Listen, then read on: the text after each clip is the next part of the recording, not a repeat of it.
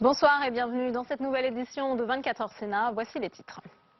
Coup d'envoi de la conférence mondiale sur le climat que la France accueillera dans 3 mois au Bourget. François Hollande veut faire de cet événement l'un des marqueurs de son quinquennat, à condition d'arracher un accord historique entre les dirigeants de la planète. Comment éviter l'échec tant redouté par le chef de l'État? On en parle dans ce journal. La réponse de Manuel Valls à Nicolas Sarkozy, le président des Républicains propose de créer un statut provisoire de réfugiés de guerre. Pour le Premier ministre, le droit d'asile ne se découpe pas en tranches. Analyse et décryptage dans cette édition. Et puis nous irons dans la jungle de Calais, déplacement aujourd'hui d'une délégation de la droite sénatoriale dans cette ville devenue le symbole de la crise des migrants en France. Reportage de nos envoyés spéciaux dans un instant. À un peu moins de 3 mois de la COP 21, François Hollande sonne la mobilisation générale pour le climat. Le président de la République a mis les petits plats dans les grands aujourd'hui avec un tapis vert très symbolique déroulé dans la cour de l'Elysée. Mais le chef de l'État a également mis en garde contre un risque d'échec des négociations. On l'écoute. Il y a une chance sérieuse que nous puissions réussir. Il y a un risque majeur que nous échouons. Tout dépendra bien sûr de la capacité, de la volonté des États, mais aussi de la force des peuples, de la force des mouvements que vous représentez. Car si l'urgence à agir fait consensus, la question du financement de la lutte contre le dérèglement climatique pourrait mettre en péril l'obtention d'un accord. Les explications de Flora Sauvage.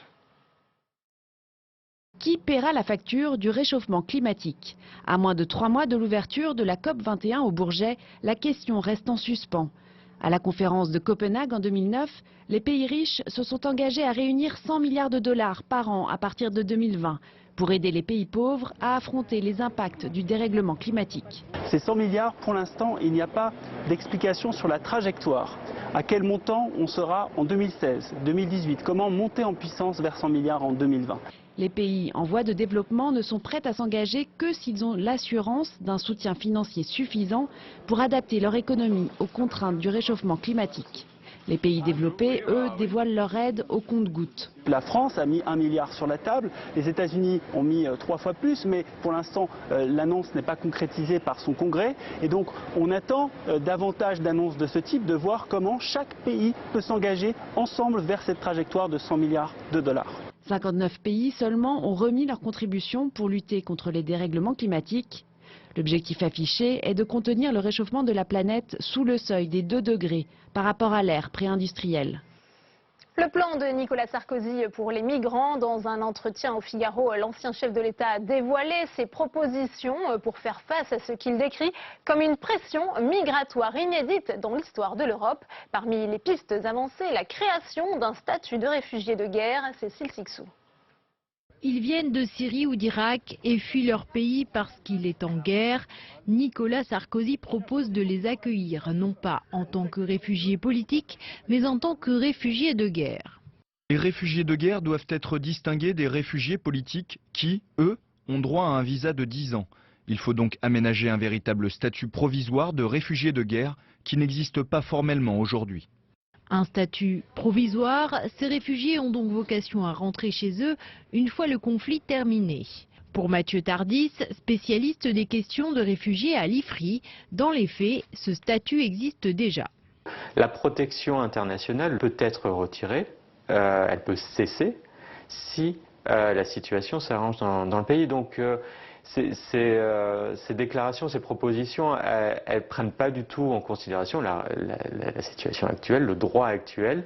Au gouvernement, les propos de Nicolas Sarkozy ne passent pas. Pour Manuel Valls, le droit d'asile ne se découpe pas en tranches. Bernard Cazeneuve accuse quant à lui le président du parti Les Républicains de jouer avec les concepts. Ce statut de réfugié, il n'est pas divisible. Il est un et indivisible comme la République. Et si nous devions décider par exemple que ceux qui sont réfugiés de guerre auraient vocation à venir ici dans des conditions d'ailleurs dont on ne sait pas très bien ce qu'elles sont et à repartir après, nous ajouterions aux persécutions les incertitudes et la précarité d'une situation incertaine. Avec cette proposition, Nicolas Sarkozy tenterait-il de trouver sa place entre des socialistes favorables à l'accueil des migrants et le Front National qui, lui, y est totalement opposé? Oriane Mancini nous a rejoint sur ce plateau. Bonsoir Oriane. Bonsoir, alors cette interview au Figaro arrive dans un contexte particulier pour l'ancien chef de l'État. Et oui Delphine, une interview qui arrive le lendemain d'un sondage donnant Nicolas Sarkozy largement distancé dans la course à la primaire. Une interview consacrée à la Syrie, à la crise migratoire qui sont des sujets internationaux, mais Nicolas Sarkozy en fait un débat de politique intérieure avec des propos bien à droite, notamment sur Schengen ou sur l'immigration. À droite pour se démarquer d'Alain Juppé, son principal rival dans la course à la primaire, qui chasse lui sur les terres centristes. Des propositions auxquelles Delphine, ses rivaux devront donc répondre. Alain Juppé, François Fillon et Bruno Le Maire devront donc se positionner par rapport à leur chef de parti. Car distancé ou pas, Nicolas Sarkozy veut montrer que c'est lui qui imprime le tempo. Nicolas Sarkozy, qui attaque également François Hollande. Et oui, François Hollande, comme dans sa précédente grande interview, cible des attaques de Nicolas Sarkozy, preuve qu'il se met au niveau d'un ancien président de la République. Nicolas Sarkozy qui reproche à son successeur son absence de stratégie, de vision, d'autorité. Il a perdu toute maîtrise des événements, dit-il, et comme dans sa précédente interview, il accuse de mensonges. Mais au niveau de l'exécutif, c'est Manuel Valls qui a riposté. Le droit d'asile ne se découpe pas en tranches, rejetant ainsi le statut de réfugié de guerre proposé par Nicolas Sarkozy. Silence de François Hollande, riposte du Premier ministre, comme pour remettre Nicolas Sarkozy à sa place, celle d'un chef de parti, et lui montrer que pour l'affrontement direct avec François Hollande, il va devoir encore patienter. Merci beaucoup Oriane. Je vous le disais en titre, des sénateurs républicains se sont rendus aujourd'hui à Calais. Ils ont été accueillis par la sénatrice maire de la ville, Natacha Bouchard. Sur place, la situation est toujours aussi tendue face à l'afflux de migrants. Reportage de Louis Sibyl et Géraldine Bavoileau. La jungle, 3500 âmes à 2 pas de Calais. Parmi elles, Abdou, il a fui le massacre du Darfour au Soudan avec un rêve en tête, l'Angleterre. Faute de visa, il est coincé ici, malade de la malaria. Ça fait 3 jours que j'attends ici pour un rendez-vous chez le médecin. La queue est trop longue. La jungle n'a pas volé son nom. Les conditions sont vraiment insalubres. Face à ce désarroi, le gouvernement a enfin décidé de réagir. 120 tentes militaires vont être construites ici, début 2016. Une aberration pour les associations. Il y a un petit détail qui leur a échappé, c'est que c'est une route, c'est un chemin inondable. Alors, si j'ai bien compris, ce qui est prévu, c'est de aplanir ce terrain-là et de faire un drainage de façon à faire évacuer l'eau. Sachant qu'ensuite, l'eau, il faut la renvoyer à 800 mètres en mer. Pour les élus locaux, ces mesures prises sont évidentes, mais trop tardives. Je pense clairement que le gouvernement a plus d'1 an de retard. On se retrouve aujourd'hui avec près de 3500 migrants qui sont accueillis en accueil de jour, mais dont les dispositions de nuit n'ont pas été imaginées. Et donc les migrants se sont installés eux-mêmes sur la lande sans réglementation. La saison est encore douce, mais d'ici quelques mois, c'est l'hiver. Un centre de nuit en dur accueille les personnes les plus vulnérables, mais il ne peut héberger que 115 personnes. Nous allons tout de suite retrouver sur place en direct de Calais notre journaliste Louis Sibyl. Bonsoir Louis, alors on l'a vu, la situation est encore compliquée sur le terrain. Comment faire la part des choses entre les réfugiés politiques et les réfugiés économiques, Louis ? Et oui, c'est toute la question très difficile.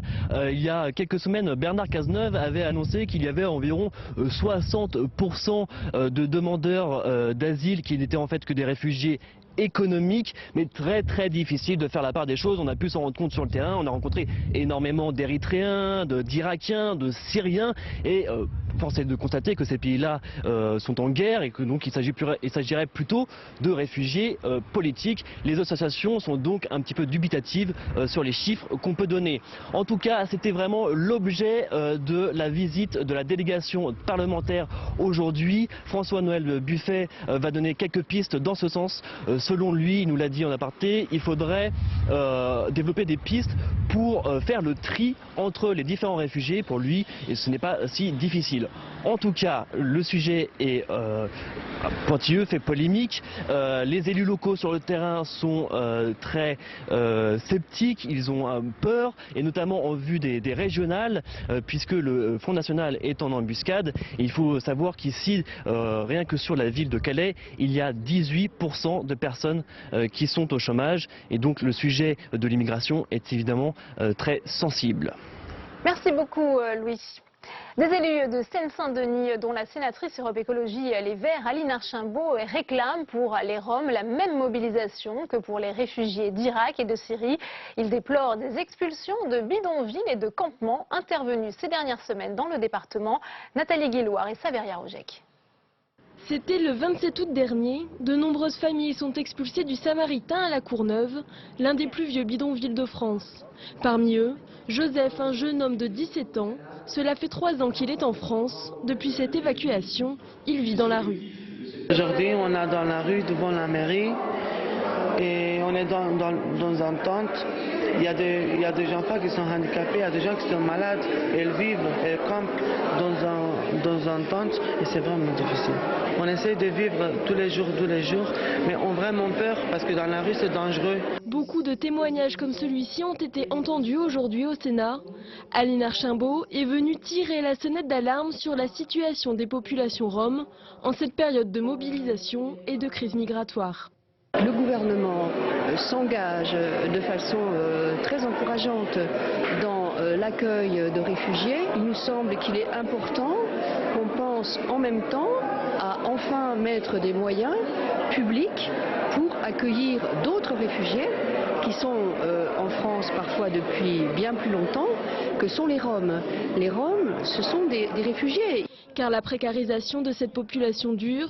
Il y a 12 ans déjà, l'ancien maire de Saint-Denis alertait sur la situation des Roms. C'était en juillet 2003 où on évoquait cette situation des Roms qui était considérée moins bien que certains animaux. 12 ans après, la situation est la même. Encore hier, près de 300 Roms ont été expulsés à Asnières-sur-Seine. Leur situation peine à évoluer. On estime en France leur nombre entre 15 000 et 20 000.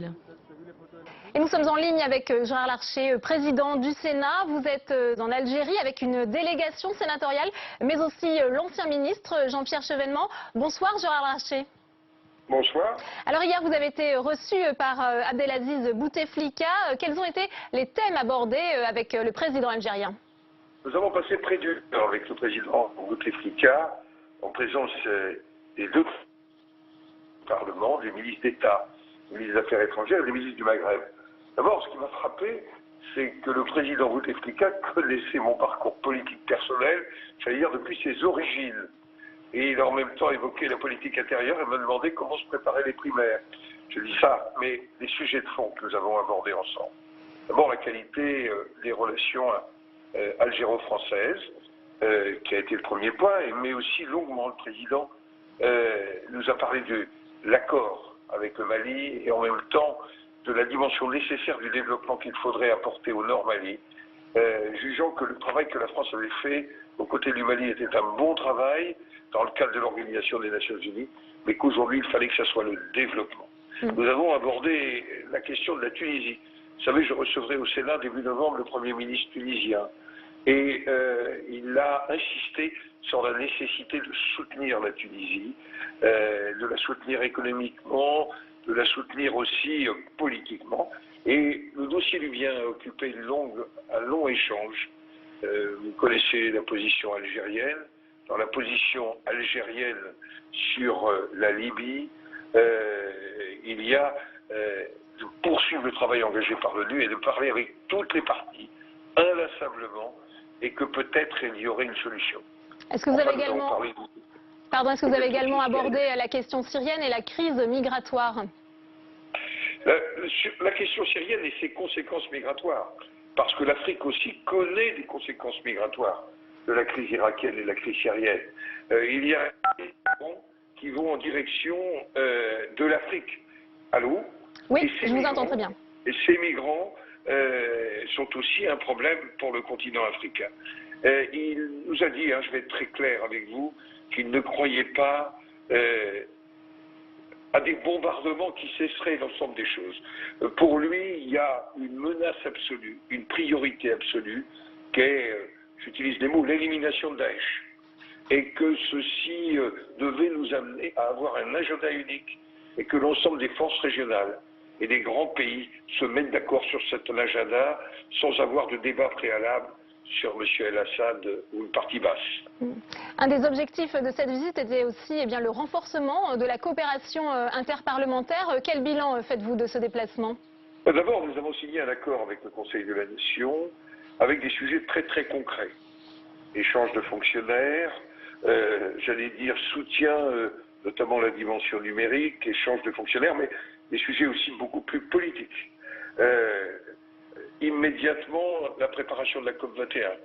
Et le ministre d'État algérien était à Paris il y a 3 jours pour évoquer cette question, un engagement des parlementaires algériens, notamment du Conseil de la Nation, la réflexion sur un 5+5, c'est-à-dire qui rassemble les pays du sud de l'Europe, les pays du nord de la Méditerranée, notamment occidentale, mais aussi des sujets de commission, des sujets économiques sur le partenariat économique, sujets de société sur lesquels nous établirons un programme maintenant concret, et avec un rendez-vous qui a été fixé à la fin du semestre 2016.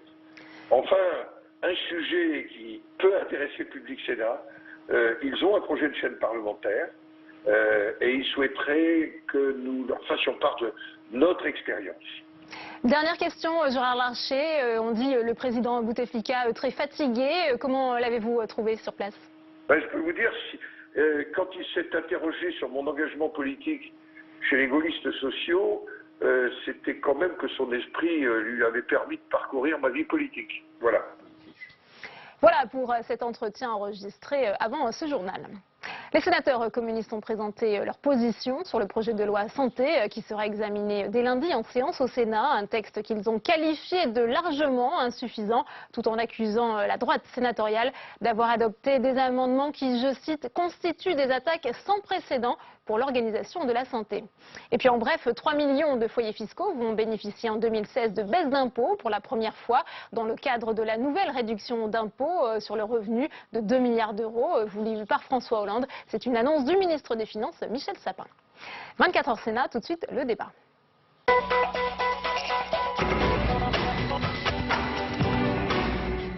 Et on ouvre le débat de ce 24 heures Sénat consacré ce soir au coup d'envoi de la COP 21 avec 2 invités sur ce plateau. Julien Bayou, bonsoir. Bonsoir. Vous êtes porte-parole nationale d'Europe Écologie Les Verts. Merci d'être avec nous. Face à vous, Géraud Guibert, bonsoir. Vous êtes président de la Fabrique écologique et vous avez assisté ce matin à l'Elysée à ce tapis vert qui avait été déroulé symboliquement dans la cour de l'Elysée. Est-ce que vous pensez, ce soir, que François Hollande pourra éviter l'échec de cette conférence climat ? Nous verrons bien, mais moi je constate qu'il y a une mobilisation quand même extrêmement forte, beaucoup plus forte que dans les COP précédentes, y compris à Copenhague, qui a été l'autre conférence marquante.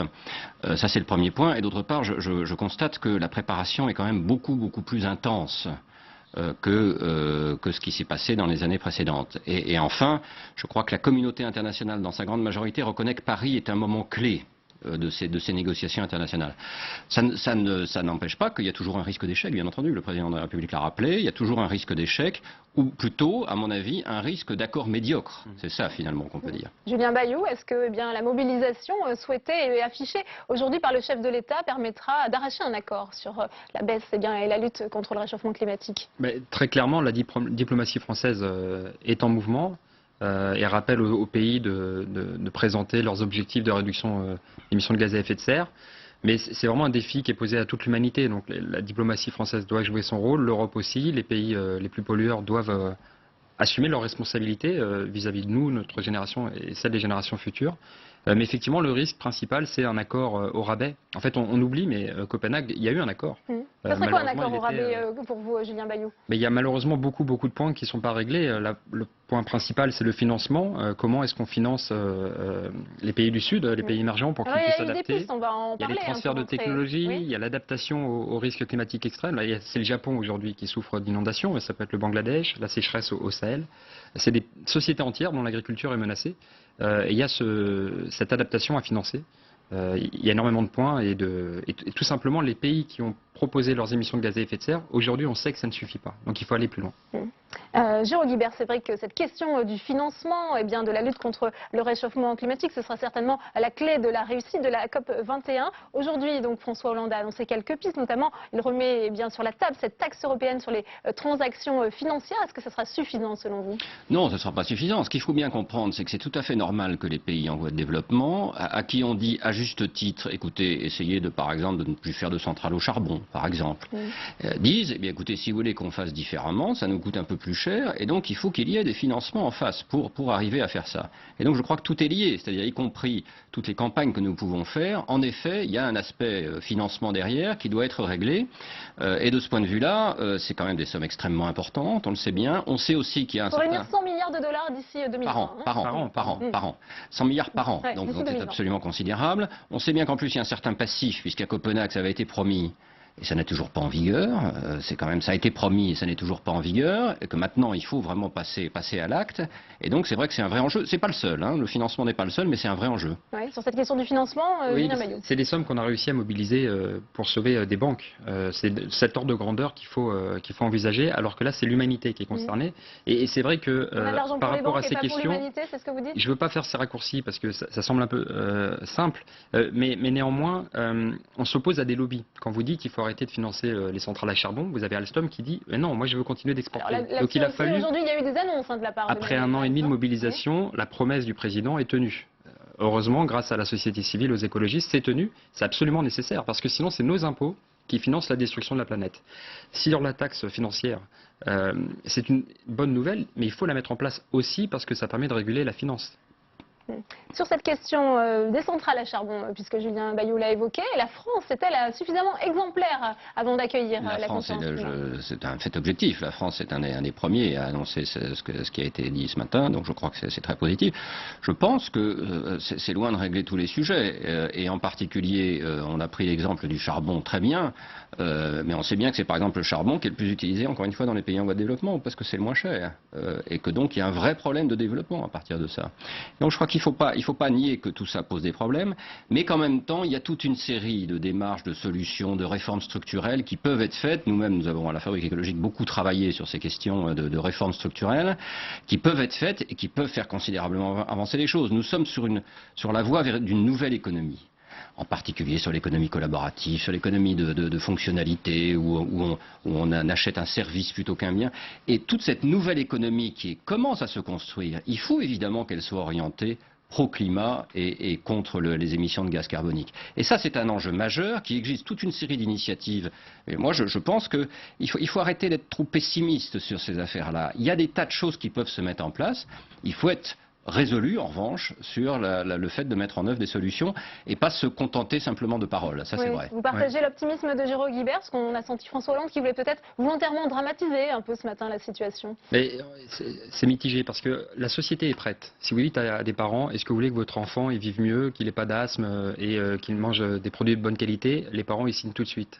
Par contre, les pouvoirs publics, nos vieilles élites formées aux années 70 au productivisme, clairement sont à la traîne, mais vraiment de la société, et vont reculer sur la taxe poids lourd, par exemple. Mais sauf qu'il faut bien le dire, si ce n'est pas le pollueur qui paye, c'est le contribuable. Et donc il y a ces mécanismes très simples qui existent, qu'on connaît, qu'il faut mettre en place. Et ça, et la ministre de l'écologie, Ségolène Royal, l'a rappelé, elle n'est pas pour l'écologie punitive. Mais ce n'est pas l'écologie punitive, parce que si ce n'est pas le pollueur qui paye, c'est le contribuable. Ou sinon, c'est plus d'asthme et c'est plus de difficultés pour les gamins quand ils vont courir ou pour les vieux quand ils sortent. Donc à un moment, il faut dire les choses. La société est prête et c'est les pouvoirs publics qui bloquent aujourd'hui. Oui, les pouvoirs publics bloquent selon vous? Est-ce que vous partagez cette avis? Non, mais il y a en effet... Avec ce problème de renouvellement des élites soulevé par Julien Bayou. Oui, mais il a raison. On a d'ailleurs fait une note à la Fabrique écologique qui montrait que la formation des élites françaises et la configuration des élites françaises, en particulier les grands corps, jouaient un rôle de frein évident par rapport à d'autres pays, et que donc il y avait une résistance française spécifique à l'écologie. Ça, c'est sûr. Je crois que c'est tout à fait démontré. Cela dit, il y a aussi des tas d'éléments d'espoir, et je pense que le fait qu'on attende trop, nous c'est un peu notre thèse, on attend trop, mais c'est bien sûr les pouvoirs publics qui, d'un certain point de vue, attendent trop sur une série de sujets, mais c'est l'ensemble de la société qui attend trop. Il y a beaucoup de discours, et beaucoup de gens attendent aussi par derrière, attendent qu'en effet il y ait un accord international, attendent qu'il y ait des progrès technologiques pour régler le problème, attendent que le voisin améliore son comportement, etc., etc. Et donc je pense qu'il y a vraiment nécessité de faire comprendre qu'il y a des solutions concrètes qu'on n'a pas besoin d'attendre et qu'on peut très bien améliorer sa qualité de la vie, améliorer son mode de vie, tout en luttant contre le climat et que ce n'est pas nécessaire d'attendre, on peut au contraire avancer. La loi sur la transition énergétique qui a été adoptée cet été par le Parlement peut justement réduire les délais et sensibiliser davantage les citoyens. Oui, mais on est sur des objectifs, c'est important d'avoir cette loi, ça fixe des objectifs de transition, de développement industriel, etc. Maintenant, il faut vraiment agir. Et je reviens sur la taxe poids lourd, sur la taxe sur les transactions financières. C'est des changements de logiciels, de paradigme qui vont influer toute la société. Et donc, c'est le moyen d'aider les initiatives qui fonctionnent bien. Par exemple, aujourd'hui, on donne des milliards d'euros via le crédit impôt compétitivité emploi, le pacte de responsabilité. C'est des milliards d'euros au forfait, comme ça, sans discernement. Si vous mettez des contreparties pour lutter contre le temps partiel, pour lutter contre ce qui est trop polluant, ou les pesticides qui créent des cancers, vous pouvez comme ça orienter l'économie et faciliter le changement. Et ça, c'est pas punitif. Au contraire, vous soutenez le changement. Si François Hollande parvient à obtenir un accord à l'issue de cette COP21, ce sera l'un des temps forts de son quinquennat. Est-ce que vous êtes séduit par cette conversion écologique du président de la République? Vous savez, pour être converti, si vous appelez saint Thomas, il faut voir des actes. Mais disons que si l'ego de François Hollande et son intérêt bien compris personnel rejoint l'intérêt de l'humanité, personne ne va s'en plaindre. On a besoin d'un accord, mais on a besoin d'un accord qui soit ambitieux. Ça veut dire contraignant, ça veut dire universel, ça veut dire ambitieux. Et le vrai risque, c'est qu'on fasse tout pour obtenir un accord et mettre tout le monde d'accord, mais sur un bout de papier qui signifie rien pour l'avenir. Il vous a convaincu ce matin François Hollande dans son discours, dans le coup d'envoi de cette mobilisation pour la conférence climat? Non, mais je pense que cette réunion a été en effet réussie. C'est un bon point de départ de dynamique. Bon, maintenant tout reste à faire, bien entendu, tout reste à faire. Je pense qu'il est important que la société se mobilise dans toutes ses composantes et se mobilise, je dirais, sur des solutions positives. Moi, c'est ça que je trouve surtout sur ce dossier, c'est qu'il faut bien avoir conscience qu'une partie de la population ne suit pas sur ces sujets. Une partie ne suit pas. Les sondages montrent qu'il y a une partie qui considère que l'environnement, c'est le cadet de leurs soucis. Et donc, il est très important de montrer que les solutions qu'on trouve, et qui sont des solutions de réforme structurelle, c'est vrai, et qui sont des solutions positives qui améliorent et qui peuvent améliorer la vie des gens. Et créer des emplois. Il y a par exemple fin septembre un grand week-end qui s'appelle Alternatiba, qui est au départ venu de Bayonne et qui met dans la ville toutes les initiatives de création d'emplois, de réduction des factures d'énergie en rénovant votre bâtiment. C'est l'occasion d'aller découvrir et encore une fois de voir que la société est prête, elle demande qu'à être poussée un peu et c'est les pouvoirs publics malheureusement qui sont un peu à la traîne. Les diplomates français pour une fois sont à la manœuvre. C'est vraiment un grand rendez-vous. Je crois que la France n'a jamais accueilli autant de pays sur une conférence internationale. C'est un rendez-vous crucial. Dernière question peut-être, sur quels critères va-t-on juger bien que cet événement est une réussite, Jérôme Guibert, si on devait conclure en 20 secondes? Je crois que le critère, il est très important. D'abord, c'est un processus continu, donc on ne va pas tout régler à Paris, première chose. Deuxième chose qui est important, me semble-t-il, c'est qu'on ait des vrais engagements des États et qu'on puisse vérifier, qu'il y ait la transparence suffisante et les instruments de mesure suffisants pour vérifier. Car ensuite, il y aura toujours les moyens de montrer aux États qu'il faut aller plus loin. Mais si déjà nous avions des vrais engagements, et des engagements que nous pouvons vérifier avec un accord international sur la méthode de vérification, et puis bien entendu ensuite le financement, je crois que ce serait déjà une avancée considérable. Julien Bayou, rapidement. Contraignant, avec des mécanismes de contrôle ambitieux, c'est-à-dire qu'on puisse vraiment espérer limiter les degrés, et universel. Merci à tous les deux d'avoir été les invités de ce 24h Sénat. C'est la fin de cette édition. Merci à vous de l'avoir suivi. À 22h, vous retrouvez Sonia Mabrouk. Très bonne soirée à tous.